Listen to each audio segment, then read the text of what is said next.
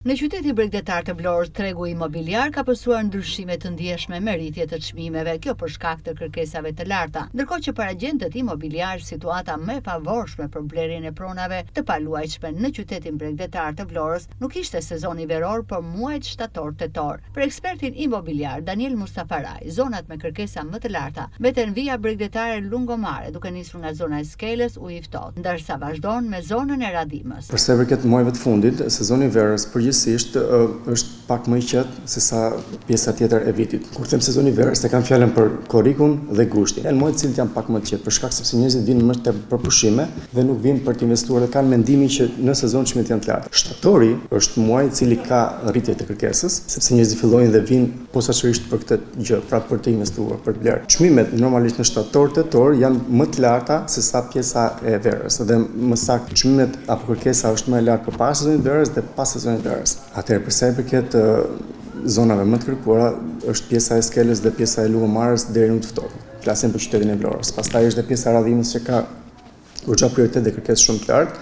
Çmimet fillojnë, nëse flasim për në Lungomarën, pamëngjadeti fillojnë nga 2500, 3000 flasim në vije parë. Pastaj në varësi të pozicionimit, sepse karakteristikat e pronës janë shumë më të rëndësishme tani, sepse më përpara njerëzit blinin thonë thjesht do blejmë një shtëpi në Vlorë. Tani shkojnë, shërbimet që janë afërsia me detin, viti i ndërtimit, pra janë shumë elementë që përcaktojnë çmimin. Por që fillojnë në Lungomare apo në Skelë, fillojnë nga 2000 deri në 3000 te 3500.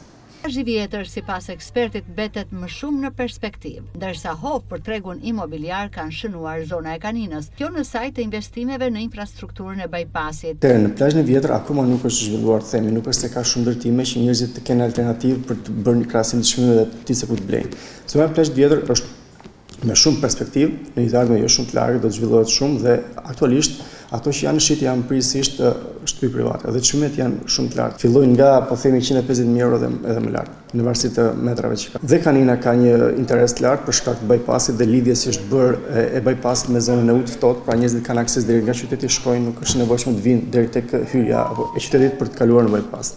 Tregu është i nxitur nga emigrantët shqiptar, investitorët vendas dhe një pjesë gjithnjë në rritje nga të huajt.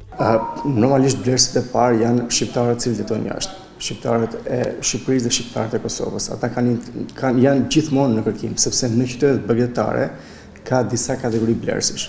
Janë, të themi, 4 kategori blerësish. Të parët janë ata që blejnë keni pronë, se në shqiptarët kemi lidhje të fortë me pronën. Të dytët janë ata bazikët që blejnë thjesht për blejnë pronë për ta dhënë me qira. Kategoria e tretë është ata që blejnë vetëm për një pushime.